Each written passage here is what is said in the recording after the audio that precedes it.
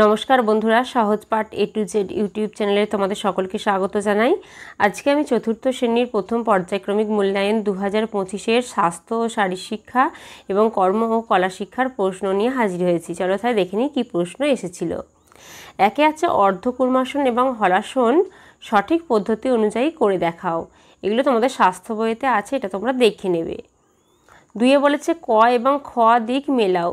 চক্ষু রোগ ছানি পড়া, দন্ত রোগ পাইরিয়া, পাইরিয়া অর্থাৎ দাঁত দিয়ে রক্ত পড়া, চর্মরোগ হচ্ছে দাঁত, কানের রোগ হচ্ছে শক্ত কর্ণমল, আর হচ্ছে মুখমণ্ডল ফ্যাকাশে হচ্ছে অ্যানিমিয়া অর্থাৎ রক্ত কমে গেলে মুখ হচ্ছে ফ্যাকাশে হয়ে যায়।